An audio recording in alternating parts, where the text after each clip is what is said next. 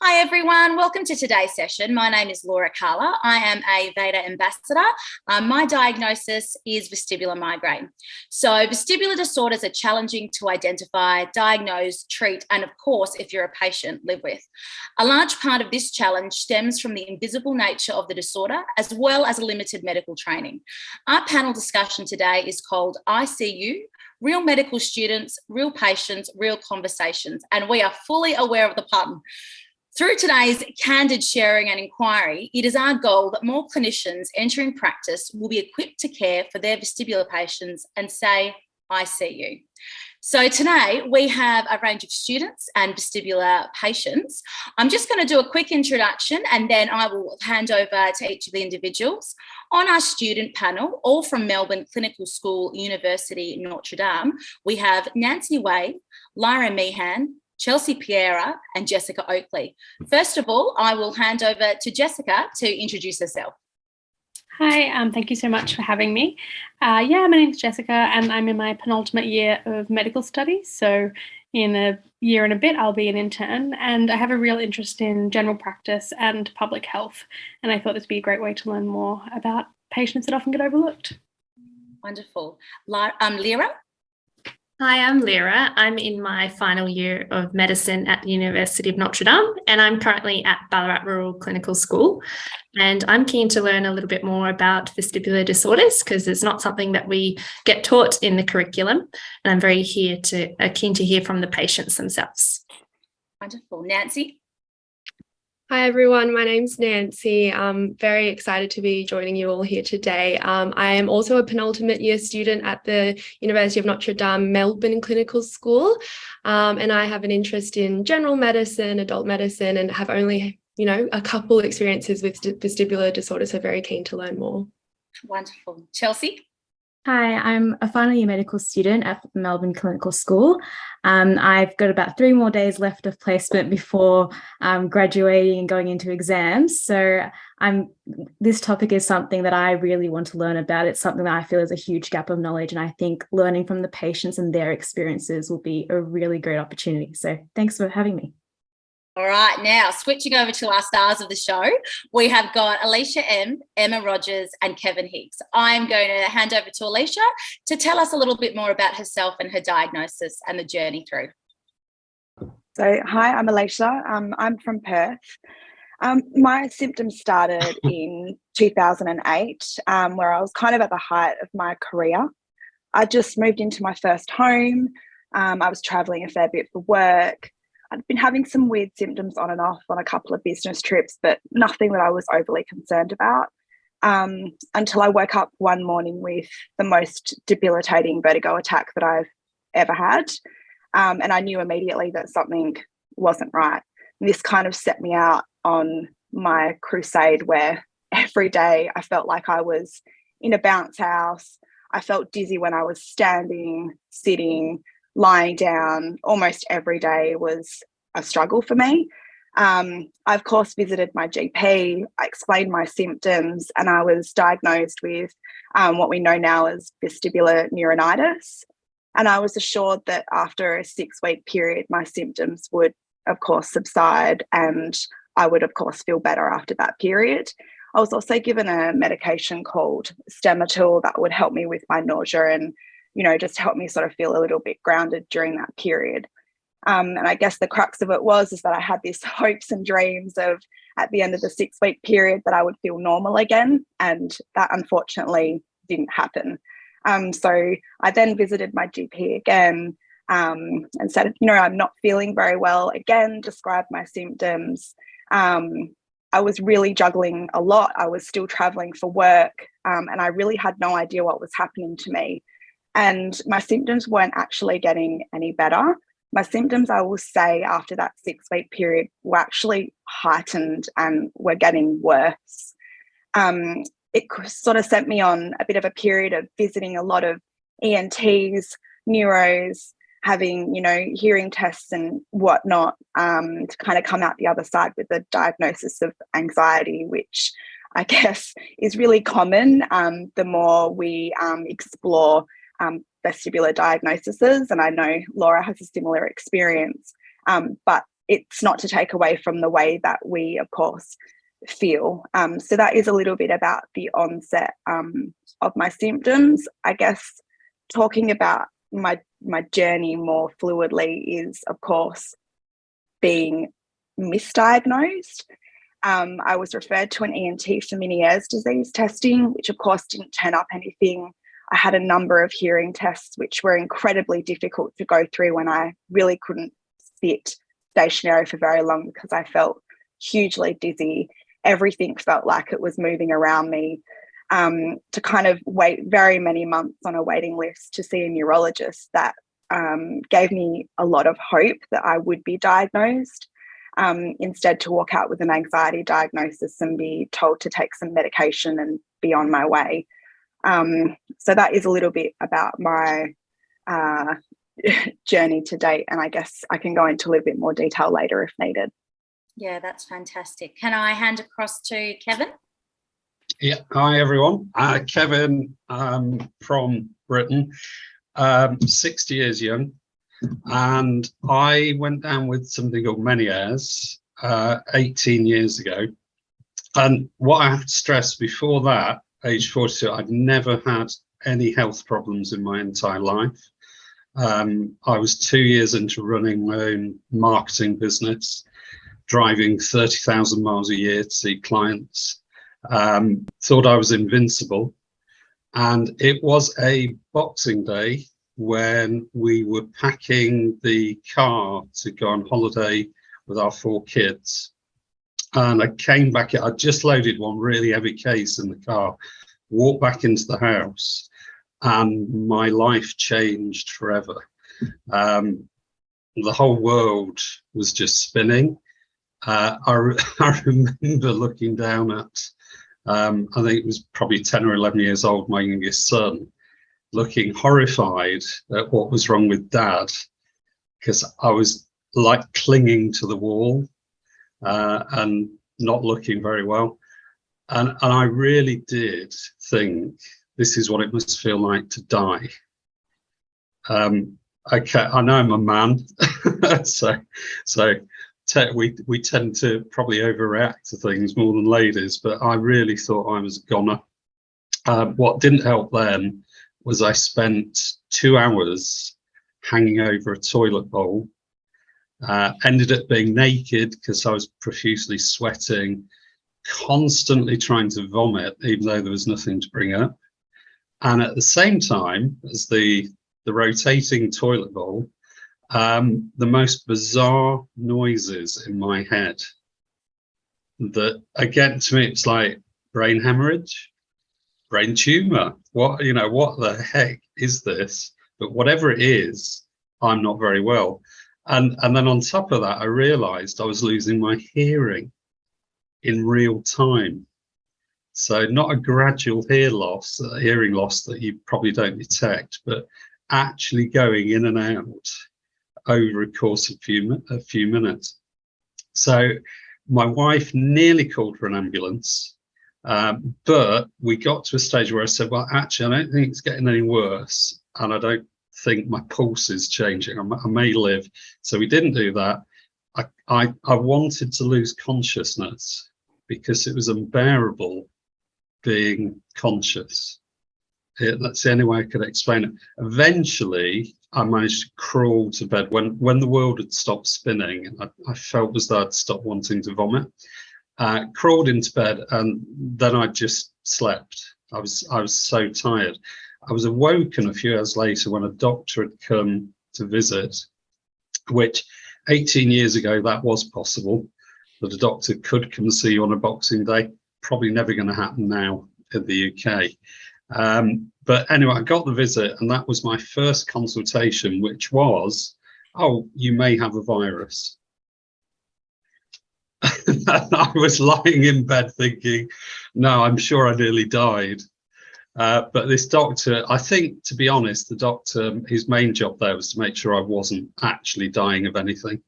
And once he'd checked the vitals, it was like, gotta go. I then consulted, and it was 18 years ago, but Dr. Google did exist then in its early stages. probably a junior doctor at those stages. But Dr. Google was very interesting. So I typed in all my symptoms, and bingo, the only thing I could find that truly matched was Meniere's. So about 5 days later, I got to see the doctor at the surgery and took a printout with me. And the great incisive information I got from my GP was, you may be right. And that was it. You may be right, and we'll refer you to, and I must say it's the British health system, maybe very different. I know it's very different to the US and probably very different to Australia. The referral is to an expert, a consultant in that field, which obviously is ENT. But what the GP did add, apart from you may be right, it may take 6 to 9 months to see your consultant. And you sit there and your brain goes, hang on, 5 days ago I thought I was dying. I'd since had another attack. So I'd had 2 attacks within 5 days. I was going, how am I going to live for 6 to 9 months? So if I leave that there as my introduction, carry on with the journey, but that's what I was facing. And the clue to my story is I was scared out of my mind. And, I think that's such an interesting one. And I'm sure the students have questions, but you can see myself, Alicia and Emma nodding along because, a few years ago, I was told the same thing. I was told, you have a virus, here's some Stemetil, and you'll all be okay. But as Kevin mentioned, and Alicia touched on, our whole lives changed in that moment. I woke up one morning and I knew I was laying down, but I couldn't feel anything. And I ended up in emergency. And I thought I was dying. I didn't know what was going on. And to sort of be told that everything's going to be okay, or that you have anxiety, which was something that it later eventuated for me, that the big thing is it's that unknown, and it's the fear of how am I going to do the next 9 months without seeing the right doctor to be able to give me something to be able to do. And I know Alicia and I have had conversations around, both of us are quite, I guess, not highly strung, but we're high and motivated and we're achievers and we want to do things. And to be told that you can't and to physically feel as though you can't, you're sort of stopped in your tracks. So it's the community that we have to be able to share our stories, I think, is quite powerful. So, I think this is why something like this is so important, because we love each of you students to be able to share some of these stories within your profession. So, for us, we can all nod our heads and we know we're in this together, but to have people recognise us would be absolutely unreal. Emma, can I switch over to you to tell your story? Yeah, no problem. So I'm in England. I'm in the north of England in Sheffield. So 32. And I am kind of 4 and a bit years into vestibular migraine. I was a primary school teacher at the time. So I was very, very stressed, very overwhelmed, really overworked, wasn't looking after myself in any way, shape or form. I have a history of migraine. So what I would call, in inverted commas, kind of like a typical migraine, which was kind of like migraine with aura. So when I was a teenager, I started getting those. Would get like the blurred vision and it would last for a couple of hours or something like that. Never really needed any treatment for it because it was like a few times a year.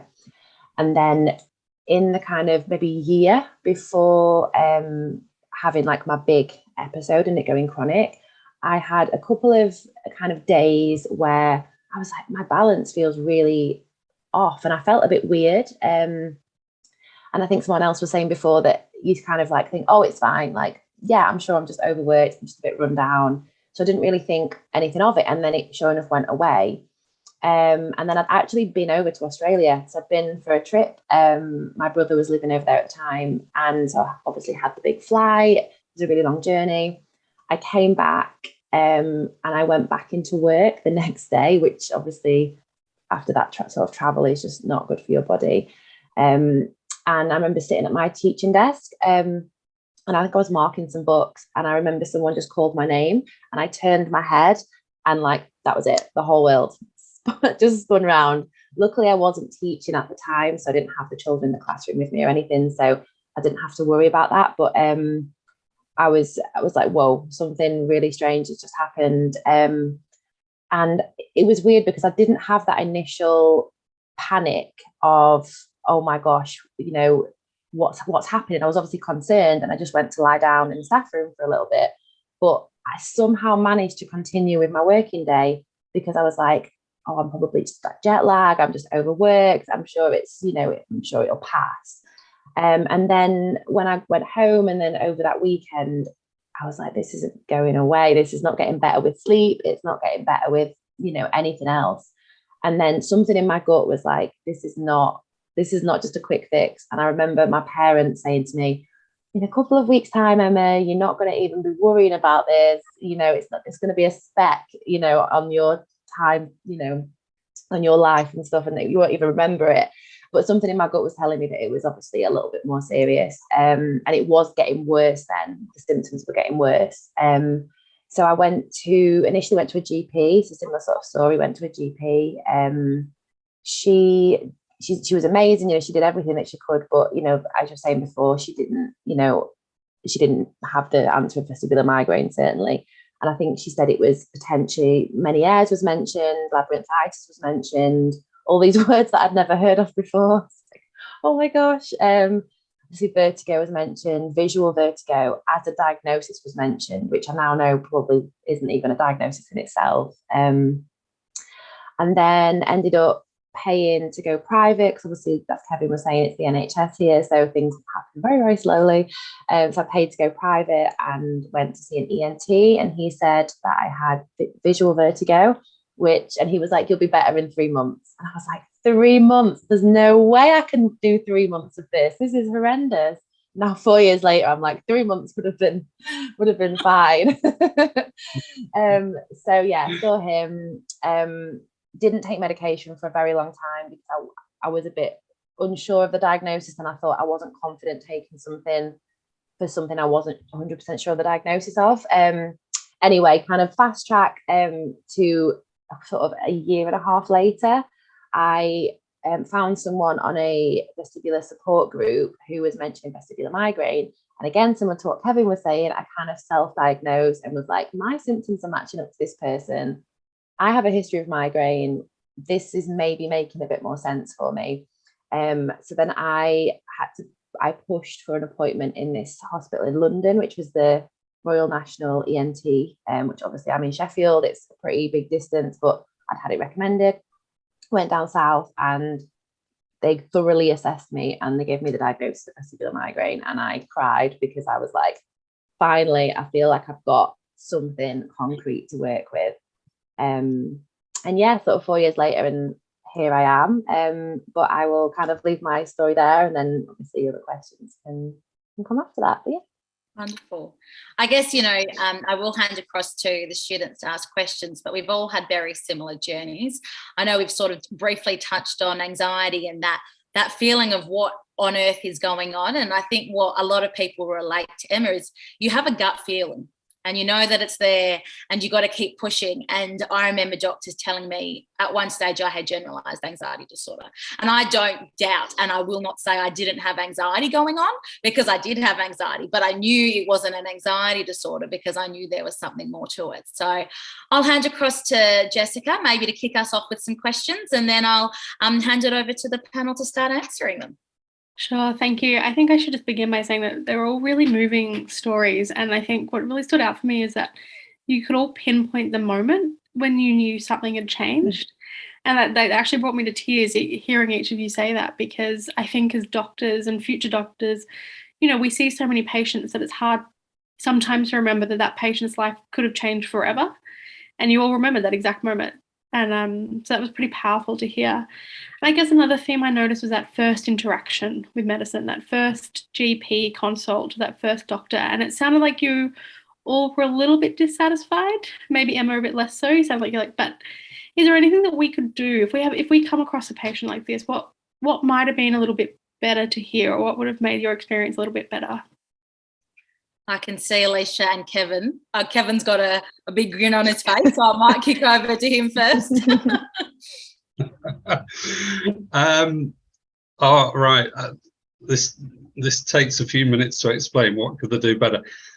I know it's incredibly difficult. I must add, I've spent 3 years running a support group for people with balance conditions. So it's not just my journey, but I've shared, we've got over 200 members. So lots of things in my head.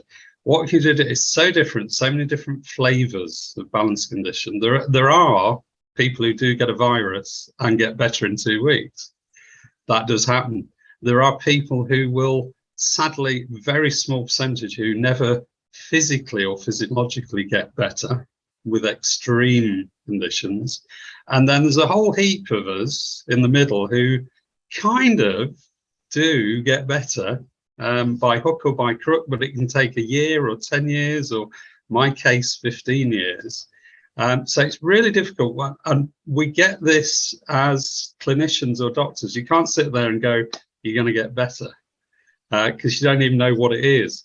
But the bit that was completely devoid, in my experience, was any understanding that I was really a human being facing what I perceived as the end of my viable life.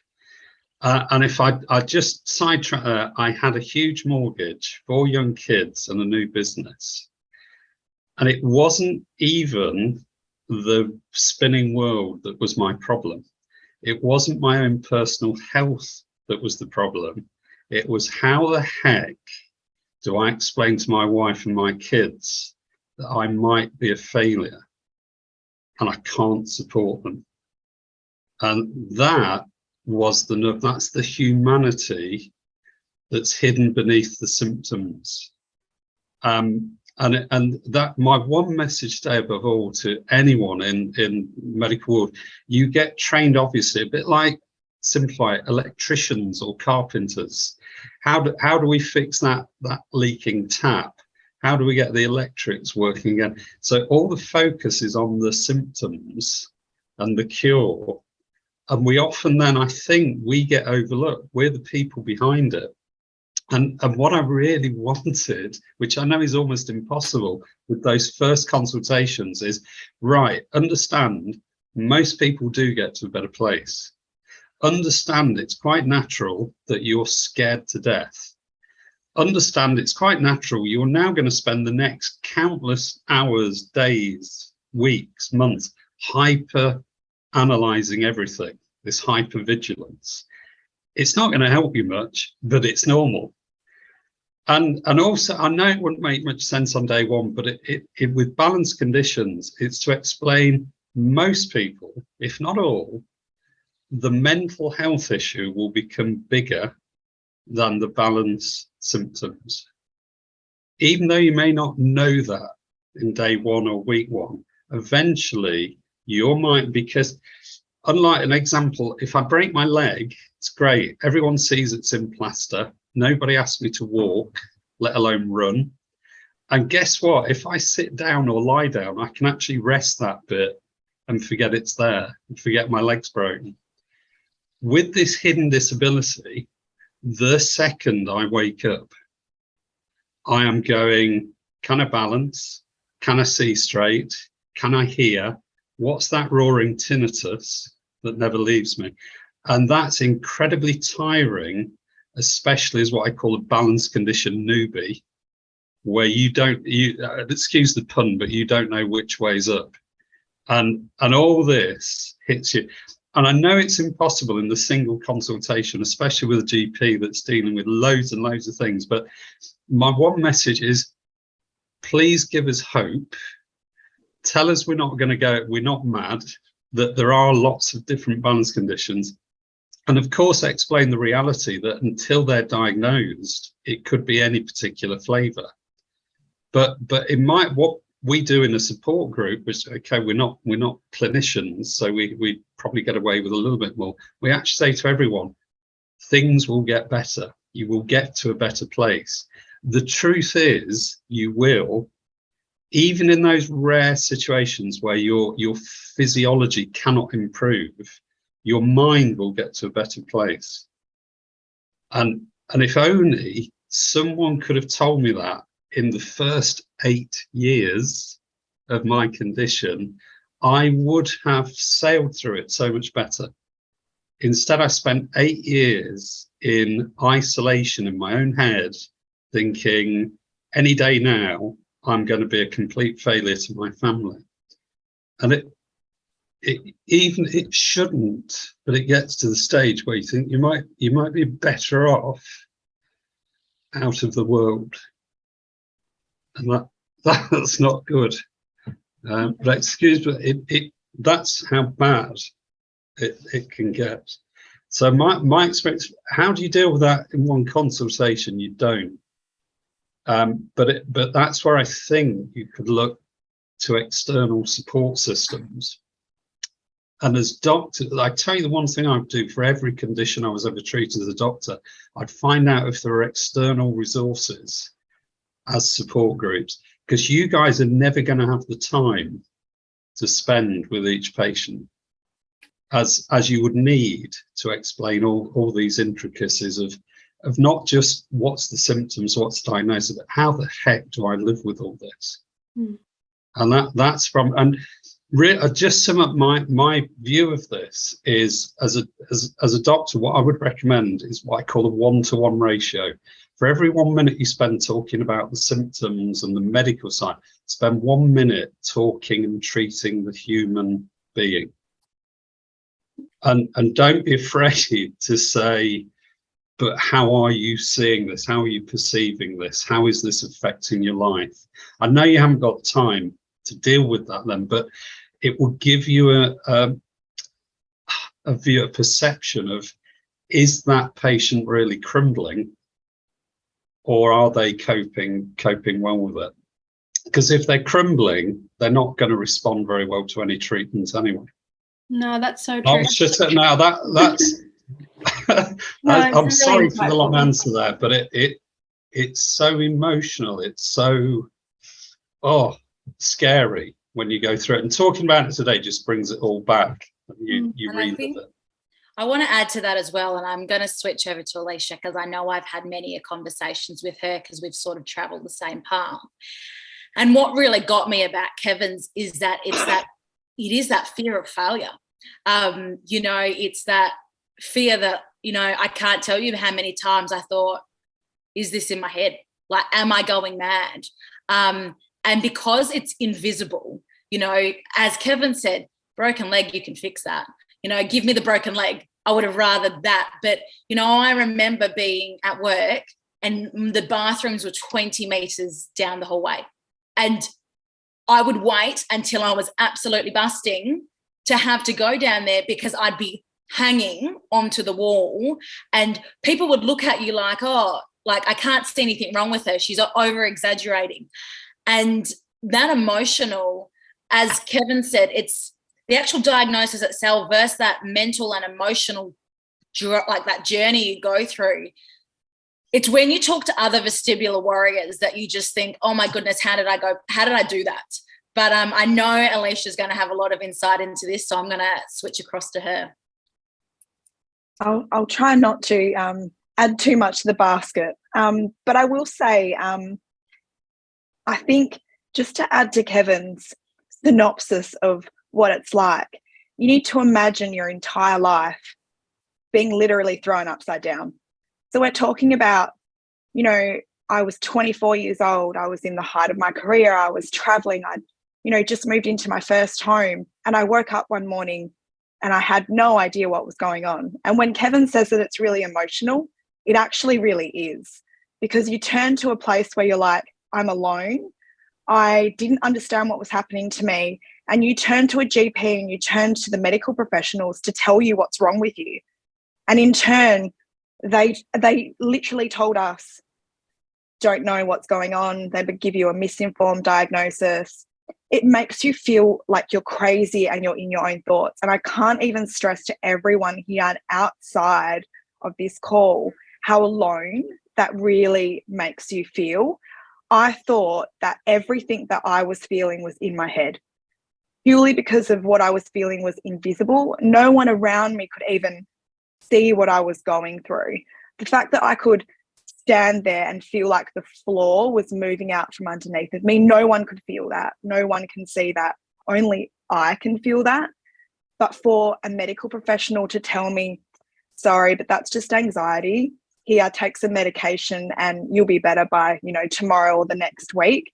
That's really not validating how we feel and how we know in ourselves when there is actually something wrong.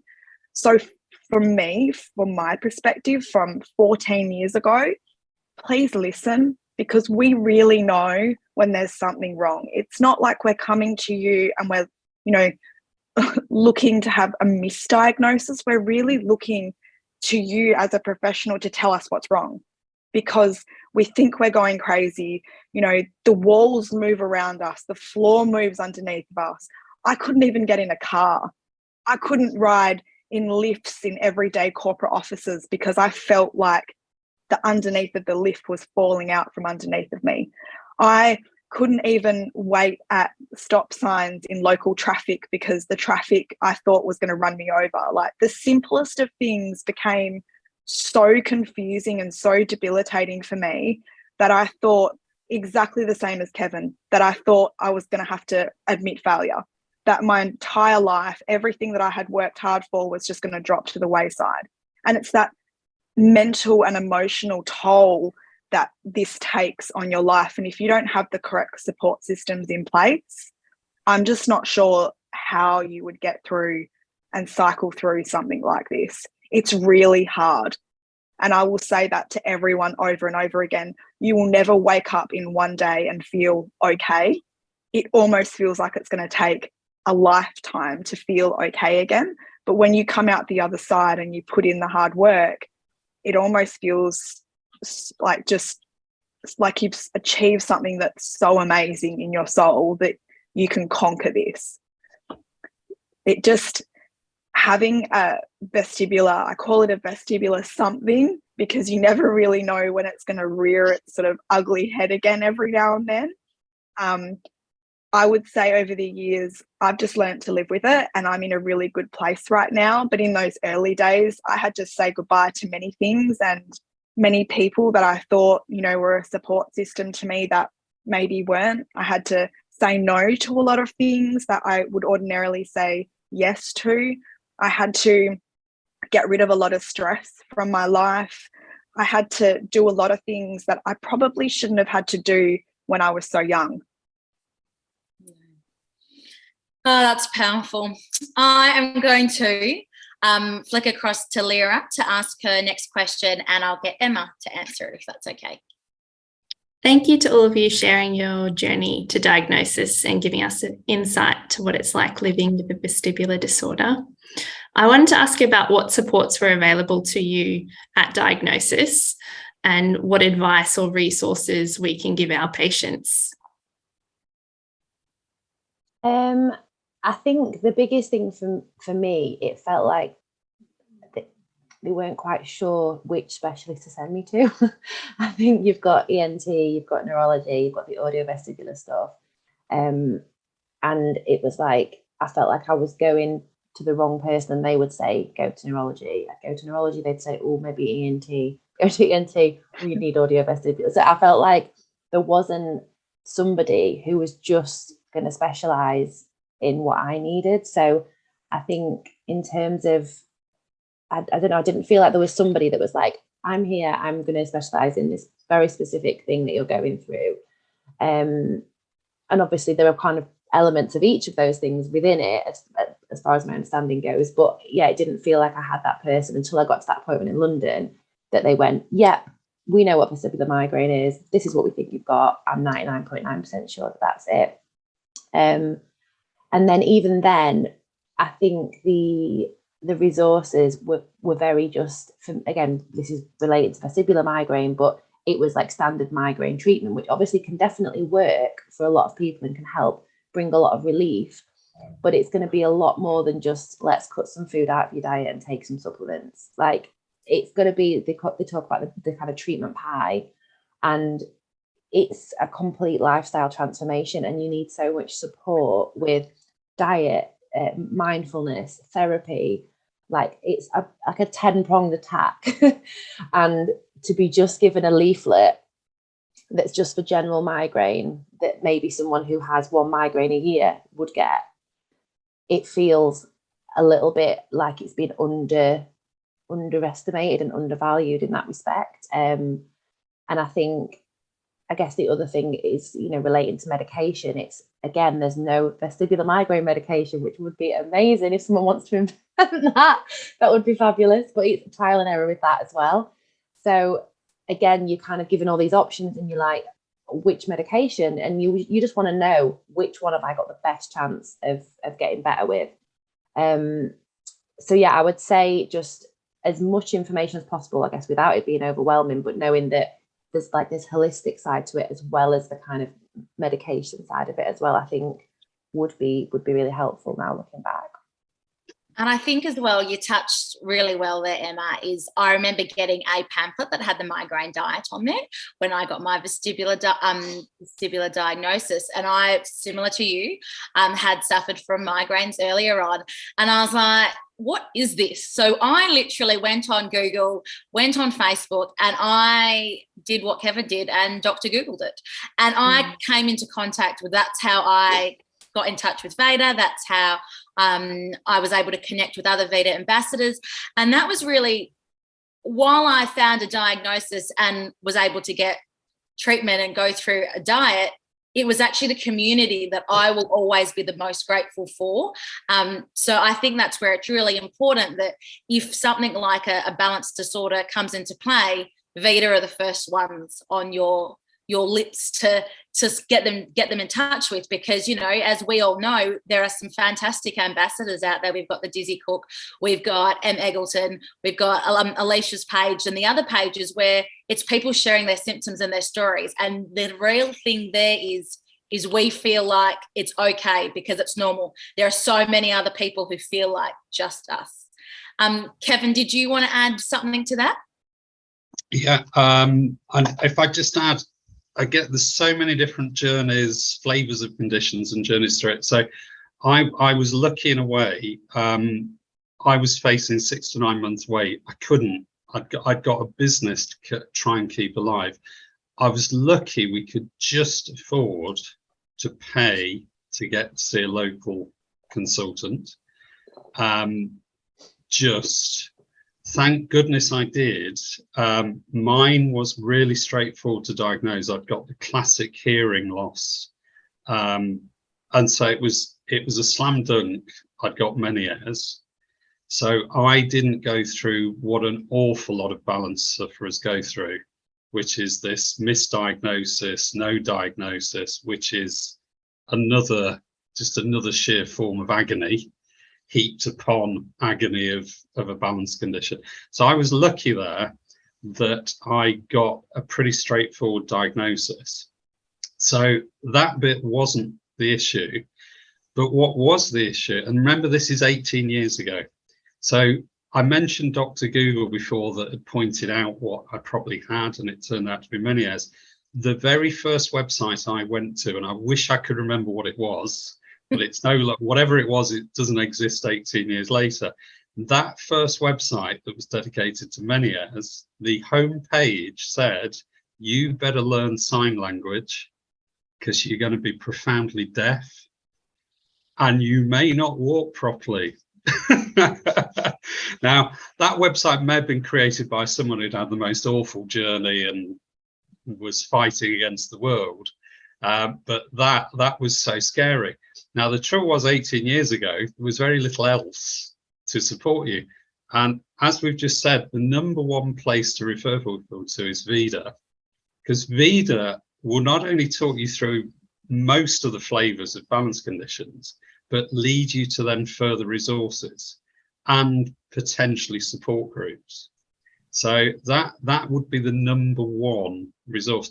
The number one thing, aside from today, is just to recognize that it's not the symptoms, it's everything else that matters so much. It's, can I carry on providing for my family? But bizarrely there, my own personal thing, it took 2 years to work this out.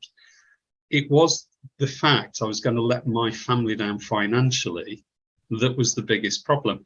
I created my own spreadsheet of how much money I needed to get my 4 kids through university, pay for food until I was at least 60, and hopefully give my family one holiday a year. It was a huge number, but I was working on this simple assumption: I had no control over my illness, and it seemed neither did the medical profession.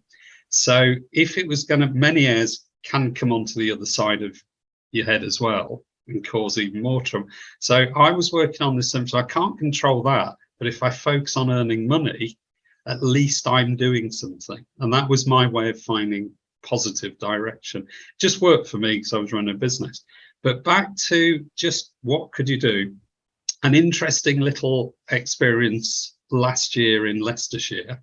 We've got a very good NHS balance centre. We've also got a department that deals with health psychology.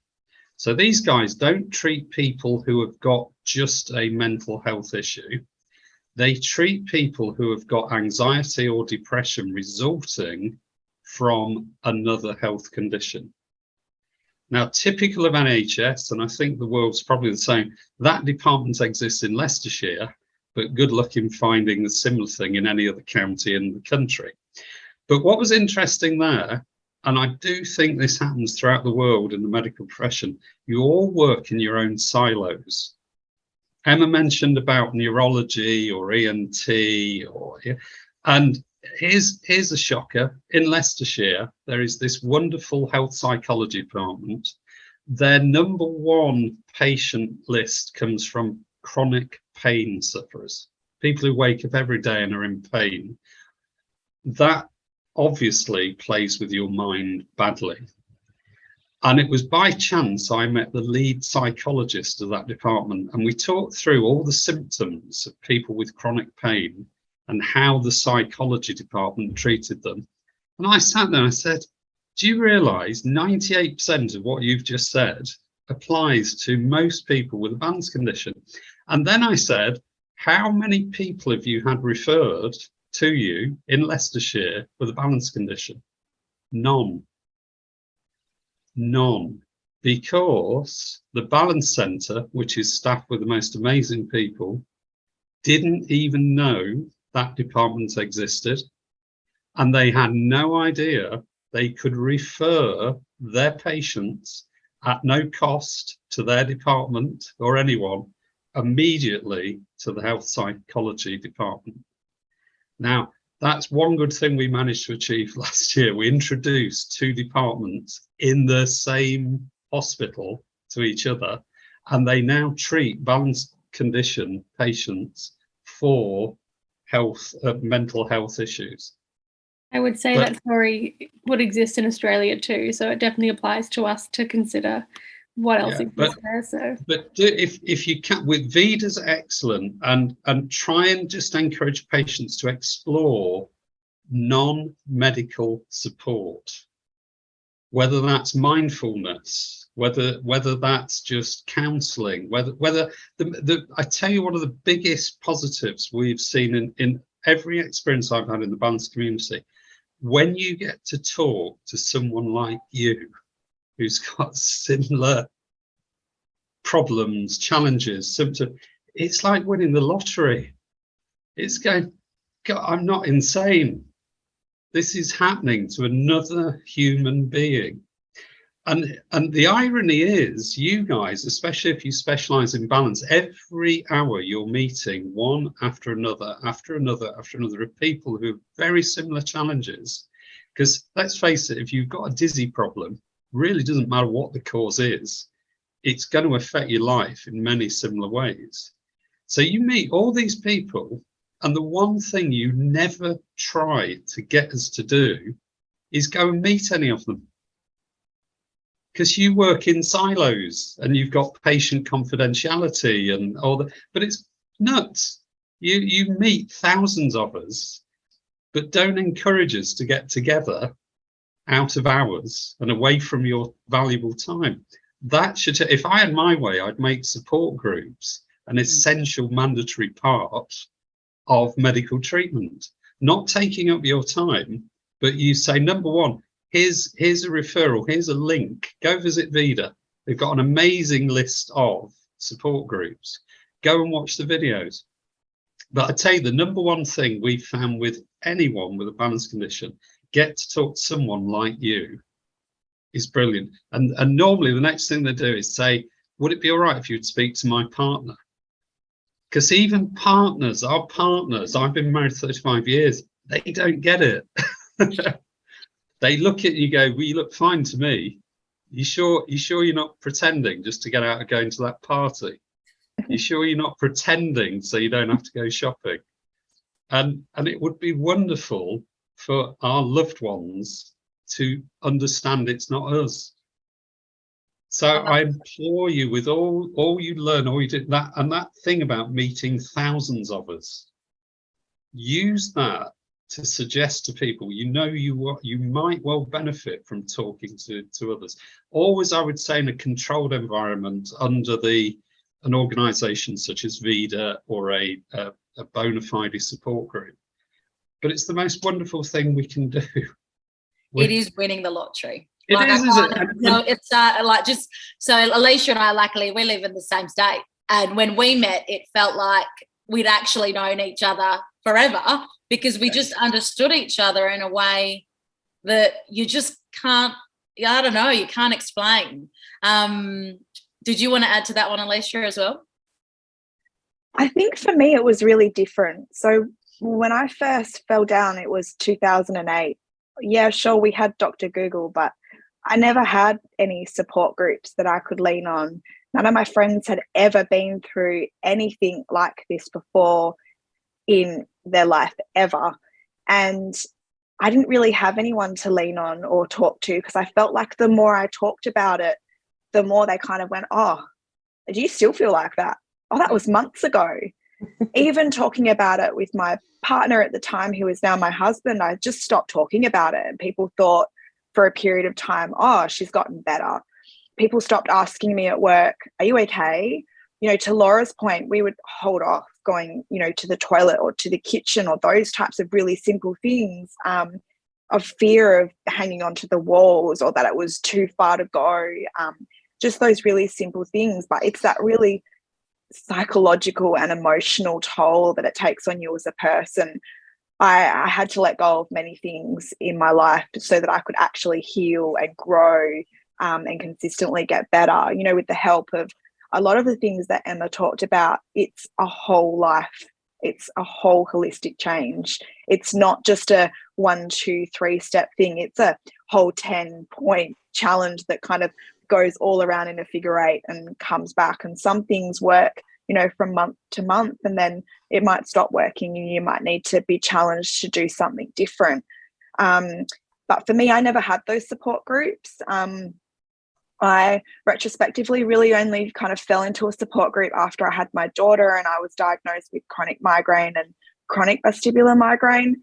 So that was kind of the tipping point for me. And that's when I found the likes of Laura and the Dizzy Cook and a lot of the other people that, you know, are really close to my heart, that helped me through some of that really kind of really deep stuff, that I connected with on such a level that, you know, I have friends all over the world now that I chat with about just, you know, life things, but we all just get each other. And it might feel really strange to, you know, say that to you all on this call here. We've never met, but it feels like we all know each other from a different life.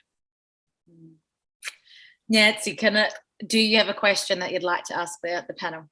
Yeah, absolutely. Thank you all so much for sharing those incredible stories. And we've heard now a lot about what happened when you were diagnosed and everything around that. I guess I'm curious to know, as a future medical professional, and like myself, I don't have much experience with vestibular disorders. I'm curious about how you currently manage your conditions now that you've all lived with it for a few years, and what does your day-to-day look like? I'm going to hand over to Emma, and then we'll swing around the panel, because as Alicia mentioned, it's not just a 1, 2, step 3. It's sort of a whole range of things. So Emma, would you like to share first? Yeah, I mean, the first thing I did was leave my job. So I'm no longer a primary school teacher. I was fortunate enough that I was able to move back to my parents. But that was a big thing. The second that I left that job, which I did enjoy, but I knew was running me into the ground. That was a big turning point for me. So I think, first of all, like the lifestyle stuff was the big stuff that I had to change and still have to manage every single day. It's exhausting having to think about every single thing I put into my body. Have I drank enough? Have I slept enough? Oh my gosh, that chocolate bar is probably going to give me dizziness later. Like it's just like, it's a constant, like, ongoing thought process. Yeah, so how I manage it now, I am on medication. I've tried about 6 medications. This is like lucky number 6. And I guess the biggest thing is it doesn't take it away. I describe it as taking away 20% for me. So I think medication, it can't get rid of it completely. It has to be this like massive like lifestyle shift in every possible way. So I watch my diet. I drink as much water as I can. Exercise is a big thing for me. I'm actually a yoga teacher now, which probably sounds crazy considering you need balance for yoga, but it is one of the best things I've ever done for myself. Just having that mental challenge of knowing that I could do something so outside my comfort zone. And now I'm teaching classes that have like, I taught a class last night with like 15 people in there, and I think doing something that you love and that you enjoy, and that for me it's now I help others who are with any chronic health condition, is something that I'm really kind of passionate about. But yeah, it's you have to change your entire life. And my life, if I look at now compared to 4 years ago, the stuff I have to do to manage my symptoms, it feels really extreme. But I don't think I'm the only person to say that. Actually, looking back, it's probably the best thing that ever happened to me, because I know I'm the happiest I've ever been. So it's forced me to make these changes, which probably feel quite dramatic to my friends and family, like, oh my gosh, you've been doing this and this and this. But actually it's been necessary for my journey, and now I'm in a much better place. Even though I'm still dizzy a lot of the time, I'm in such a happier place. But yeah, I think the main thing is the daily battle of what you have to do to keep your symptoms under control. And it's not under control a lot of the time. I could have the most perfect day in the world, and I could eat everything perfectly. I could get 8 hours sleep, and I could still feel awful. And I think it's just kind of getting a little toolkit. So like, I will go out and socialize with friends, but I have a pair of tinted glasses that I have in my handbag. I have a cap that I'll sometimes put on. I have, painkillers in my bag. I have a little bag of snacks in case my blood sugars drop. It's like I have to be so prepared when I want to go anywhere. So yeah, it's a lot, but I think most of the management it's a personal thing, and you have to take on a lot of responsibility. I think the scariest thing for me was when my doctor was like, most of this is going to be in your hands. And I was like, right, okay. That's quite a lot of pressure to have to like heal yourself essentially. But yeah, it's difficult, but it's definitely, you get to a point where you get so good at knowing what your body needs, I think.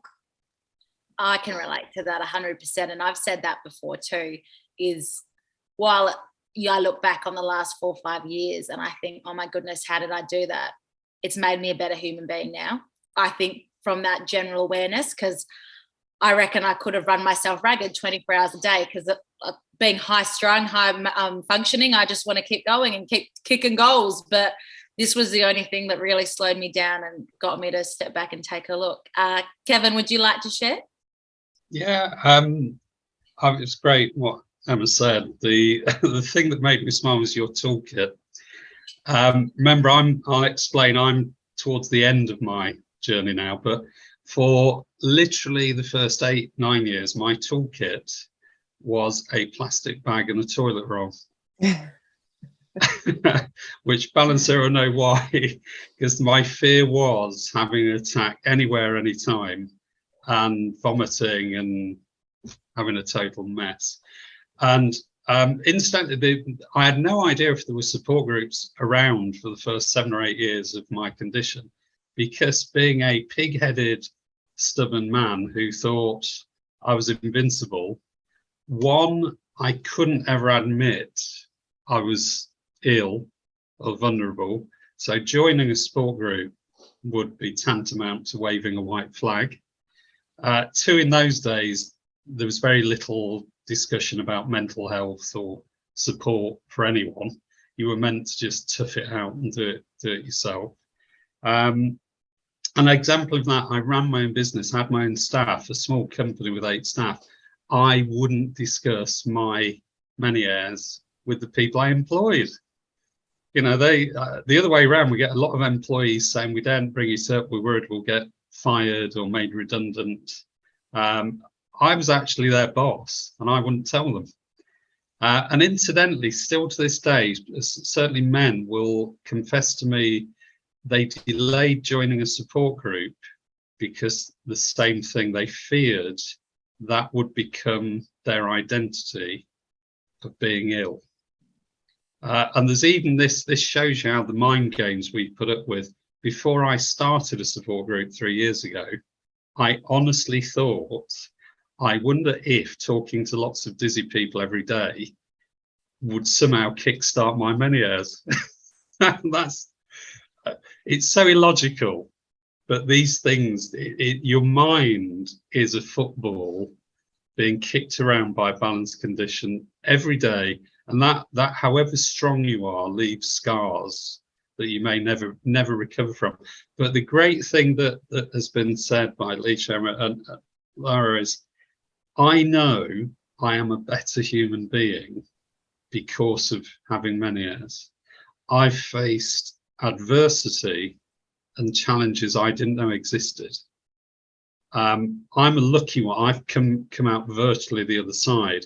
It's made me so much more aware of other people's suffering, of how you may sit next to someone at work and they may look perfectly fine, but they could be in a living hell.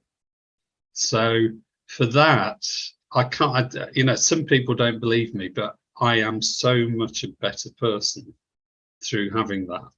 But I wouldn't wish it on anyone to have to go through all that to become that. So where am I now? I lived in a silo. I had an operation. They peeled my ear off my head and dug into it to try and relieve the fluid. I don't believe they do that anymore because it doesn't work. But I would try anything. If you told me standing in Trafalgar Square naked for a week would cure Meniere's, I'd go and do it for 2 weeks. So you just go through everything and anything. I reached a climax in year 7 where I believed it was all under control. And I must tell, I don't know if you have the game in Australia, but in Britain, we've got this classic game called Snakes and Ladders. Yeah. And most balance conditions are a huge, not Game of Thrones, game of Snakes and Ladders. Because this little condition you have that's invisible, and a lot of people don't believe you've even got a condition, you think you're climbing up a ladder slowly, quietly, carefully, because nothing's happened for the last week. Or it's 2 weeks, it's three weeks. My God, it's really getting good. And I ate that chocolate and I had a glass of wine. And you start believing things are good. And then literally 1 minute, the next minute, you're on the floor. You've gone down that snake and you're back exactly where you started. Now, my biggest snake was, I thought I was under control. I was authorized to drive again. And I was on the A1M, a big motorway in England, outside lane, doing 80 miles an hour, bang, no warning. And I was lucky I didn't kill myself or anyone around me. It's very difficult, even though you can see, you can't see when things are twirling round. I remembered where the hard shoulder was and managed to drift over and was stuck there for 3 hours, throwing up. And I knew of a treatment, gentamicin injection, that possibly would kill the balance system, but you risk being profoundly deaf. I assure you, the next morning, I was on to my consultant saying, I want that injection. I don't care if I lose my hearing. I cannot live like this. And I had it. And again, good news, you don't have to go through that risk now. It's replaced with steroid injections that won't risk your hearing. But that's how bad and desperate I was. I would rather give up my hearing, but not have these devastating symptoms. And that, again, was scary in itself. In a car, 80 miles an hour, you can't do that. You can't risk other people's lives with that. So that changed, because that cured for many years. It just stopped the vertigo attacks. I still had bouts of imbalance, and for many months it was a bit like walking on the moon, as my brain tried to adjust with just one side. But I've been a lucky one. I've gone through what's classic burnout on many years, and that lucky, I had something called drop attacks, and that's fun.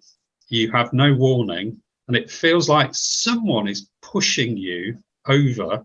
For my symptoms, it's like someone was behind me, pushing me over and down without any warning. The only nice thing is I could stand up 5 seconds later and not have the vertigo. And to show you how bizarre this is, this was only 2 years ago, flying to Poland. I had a drop attack waiting in the queue to get on the plane. I was with my wife, but I spent the 2-hour flight saying, when we land, let me go in front of you. I'm going to pretend I've got a problem with my baggage, and I'm going to let everyone walk down those airplane stairs before me and get off the stairs. Because if I have a drop attack at the top of those stairs, I could kill someone. And that's just 2 years ago, where you're living with this rubbish. And how bizarre is this? I'd had an injection the day before the flight, and within 5 days, I felt so good, I went and bought a mountain bike and started cycling. Can't make it up. And I now, by the way, I cycle hundreds of miles every month. I haven't had a drop attack since then, and things are great. But I live, and I know anyone with a balance condition will recognize this. However good you get, it's still in the back of your mind. And I sit there and thank the universe, whatever, every day when I haven't got many hairs on the other side. But I tell you, I'm incredibly lucky. I feel blessed. I'm a better person. I've now gone on to help people with balance conditions every day. And I wouldn't have discovered that humility and humanity without that challenge. But doctors, there's so much better, faster, quicker ways to help your patients. And it's not just balance condition. A lot of what we've discussed today would apply to many other conditions. And I do believe those that are terminal and recognised as visible handicaps are already progressing with support groups and that infrastructure. I believe balance conditions, we're lagging so far behind because we're invisible, and it doesn't kill you. And I don't know about Australia, but it's certainly true in the UK. If you've got a life-threatening condition in the UK, you can't be anywhere better. The NHS system will see you quickly. They'll apply the best possible treatment medication. But someone who will remain nameless, but maybe my youngest son who's just entered the profession, said to me, Dad, if you've got a life-threatening condition, you can be nowhere better. If it's not life-threatening, get to the back of a very, very long queue. So much of what you said, Kevin, is just so powerful. There are so many things that I think I can see Alicia wanting to say, I'm wanting to say, Emma wanting to say, but we are running out of time. So I'm going to hand across to Chelsea to ask her last question, and I'll go across to Alicia to answer it. Thanks, everyone. I think what I can see is how you've all, despite being across different time zones, you're all unified in your experience. And I think it's really nice to see and to hear something that I haven't really heard from. I think I can speak for the rest of the students. I just want to circle back a bit to your diagnosis. I know specifically Alicia and Emma, you've had a lot of challenges in that diagnostic phase. A lot of it was being alone. You were self-managing and you didn't really know. The time period was months. You didn't really know what was going on. And I'm just trying to think, how can I support patients in this period? But also there seems to be maybe a bit of an empowerment in your diagnosis and having that, knowing what exactly it was and then kind of, identifying with that. I'm just wondering if you guys could speak to having that reassurance in a diagnosis, and then again, having the support groups with VITA and working towards that. Thanks. Alicia's your perfect person to answer this, I think.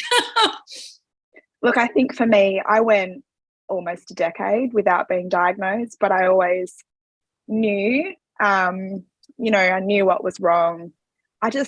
I lost hope, after seeing all those doctors when I first fell down sick and not having that kind of validation of, you're not going crazy. I'm listening to you. I didn't feel that. And so I went on my own crusade. And I say this to everyone who comes across, in my messages and who I support on a day-to-day basis, that it's your own crusade. I went out and I found all the information. I learned all the right foods, all the right things that I should be eating, down to supplemental care, reducing stress. I feel fortunate that I didn't have to give up my job and that I had really supportive leaders around me at that time who were really flexible. I could work from home, but that equally had its challenges. I found a really good Reiki master, and some people may believe in that and others may not. The neurologist who didn't really validate me at the time and sent me on my way, he gave me a script for a medication that I truly believe in, kind of a cumulative approach with everything else that I did got me back to my baseline. And that kind of looked a little bit like, 95% with still some lingering symptoms. But then when I had my daughter, I had a lot of postpartum challenges, and that was 8 or so years ago. That was also at the time where I was in 24/7 pain. I didn't understand what else was going on with, I had chronic migraine every day. We speak a lot about patients in the community here who are in chronic pain. I was one of those patients and I still am. But for me, where I'm at right now is I'm really well controlled. It took a really holistic and whole all round, life approach to get where I am. I probably wouldn't be where I am if I didn't have the community. So Laura's really touched on that. We have a really tight-knit community where we are. And I feel really fortunate that, I can reach out to those people when I'm not having a really good day or when I'm having really hyped up symptoms. And it's not our fault. Emma and Kevin can probably really talk to that as well, that it's just not our fault. Sometimes, we have a chocolate bar or we go and eat something, that might send us over the threshold. But 9 times out of 10, it's actually just not our fault. It's just our body. It could be that we didn't get enough sleep the night before, or we've had a bit of a stressful day, or for people who have children, it's all these dynamics that add up for us that could equal a bad day. And sometimes it just happens. Other times when we least expect it. I know for me that I've built this really close circle. So I have a lot of close friends that have been in my circle for, nearly 2 decades now. And I really nurture those relationships. They help me through. We go away on holidays together. Our kids are friends. And that really helped me to feel like, I'm not a burden on that relationship. Equally for me, Emma's touched on the whole toolkit. I have them spread around my house. I have them in my office drawers. I have them in my kitchen drawers, my bedroom. I have them in my car. They're my emergency packs. I don't go anywhere without them because you just never know. It could be, 3 weeks since my last attack. I could be out for dinner and something could happen. I would never go anywhere without them. They're kind of my life support. I'm not ready to kind of give them up right now. I am on a couple of preventatives. There's been a couple of tried ones, a couple of ones that haven't worked. I guess the one that's been most effective for me is the new CGRPs that are currently, that have been on the PBS for a little while now. That has been, for me, one of the things that has really given me my life back, is what I will say. So I'm just coming up to my 12-month mark now. on my CGRP med, and that's probably the one thing, along with following a really strict sleep regime, keeping my stress levels low. I work a really high-paced corporate consultancy job. So that for me is like really something that is key critical for me to be able to work and be able to maintain living with this vestibular disorder, and also living with a chronic pain disorder as well on the side. And being a mum, you know, I want to be there for her. Some days are a little harder than others, has its challenges along the way, but I think having these support groups, having Vita, and especially having you all come along and wanting to learn more about how you can support patients in the future, I think is just so beneficial. Amazing. All right. Well, on closing, I just want to obviously thank everyone for jumping on the call today.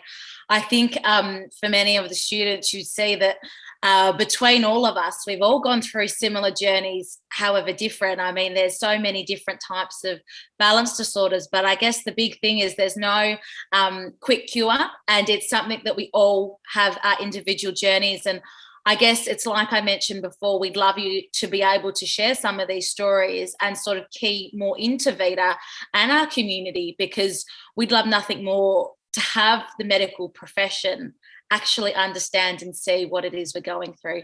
So thank you so much for your time today. I hope if there are any questions, you can connect up with us after. But thank you everyone for your participation, and we hope you got something out of it. Thank you so much.